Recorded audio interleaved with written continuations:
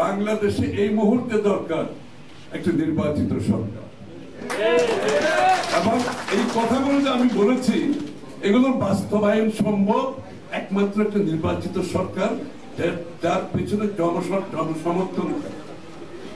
জনসমর্থন ছাড়া এই কাজগুলো কিছু করা যাবে না। আর নির্বাচিত সরকার না হলে দেশে বিদেশি বিনিয়োগ কেউ করবে না। সকলে সবকিছু তাদের সিদ্ধান্ত স্থগিত রেখেছে নির্বাচনের অপেক্ষা। এখানে বিদেশ থেকে যারা আসে আমাদেরকে জিজ্ঞেস করে when is your election, আপনার নির্বাচনটা কবে বলেন।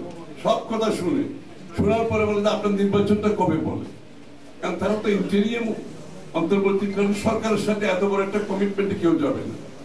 তাদের স্বল্প মধ্য দীর্ঘমেয়াদী পরিকল্পনার মাধ্যমে বিনিয়োগ করে। এটা তো কোনো অন্তর্বর্তী সরকারের কাজ না।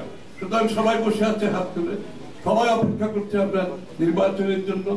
এক একটা দিন আমরা নষ্ট করছি অনির্বাচিত সরকারের অনুপস্থিতিতে। এক একদিন আমরা পিছিয়ে যাচ্ছি, রাজনৈতিক ভাবে পিছিয়ে যাচ্ছি, অর্থনৈতিক ভাবে পিছিয়ে যাচ্ছি, সামাজিক ভাবে পিছিয়ে যাচ্ছি, পদে পদে আমরা পিছিয়ে যাচ্ছি। এক একটা দিন আমাদের নিম্ন গতির দিকে আমরা যাচ্ছি।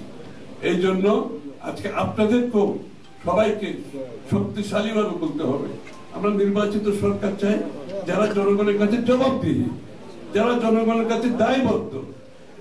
এর বাইরে অন্য কোনো সরকার তো কোনো দায়বদ্ধতা নেই, কোনো জবাবদিহিতা নেই। এবং সরকার এখানে, জনগণ এখানে, মাঝখানে যে সেতু, সেই সেতু বন্ধন হচ্ছে নির্বাচিত প্রতিনিধিরা। তারা আজকে নাই, যে কারণে কেউ কাজ করছে না।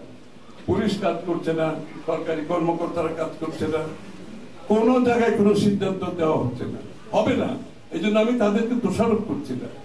এটা ইন্টেরিয়াম সরকারের কাজ না, আমি কাউকে দোষারোপ করছি না। আমি চাই বাংলাদেশের জনগণের ভোটে নির্বাচিত সরকারের মাধ্যমে যত তাড়াতাড়ি সম্ভব দ্রুত নির্বাচনের মাধ্যমে বাংলাদেশকে গণতান্ত্রিক প্রক্রিয়ার মধ্যে নিয়ে আসতে হবে।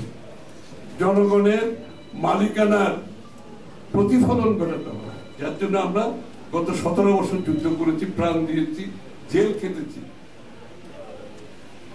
সুতরাং মালিকানা জনগণের হাতে ফিরিয়ে দেবেন তাদের নির্বাচিত প্রতিনিধি, যারা তাদের কাছে দায়বদ্ধ থাকবে, তারাই জনগণের সমস্যার সমাধান করতে হবে।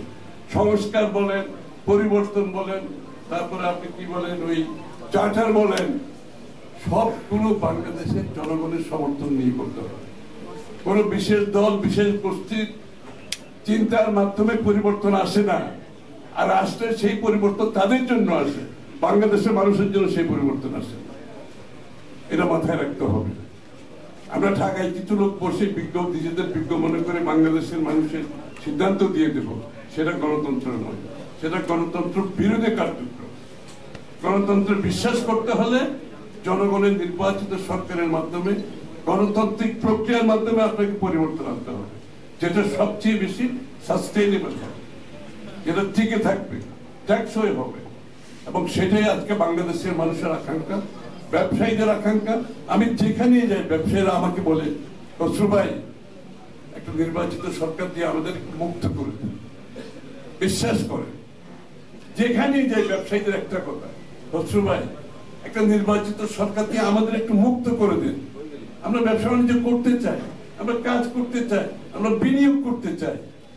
আল্লাহর ওয়াস্তে একটা নির্বাচন দিয়ে আমাদেরকে একটা সরকার দেন যাদের সাথে আমরা কাজ করতে চাই, নির্বাচিত সরকারের সাথে। সবাইকে ধন্যবাদ।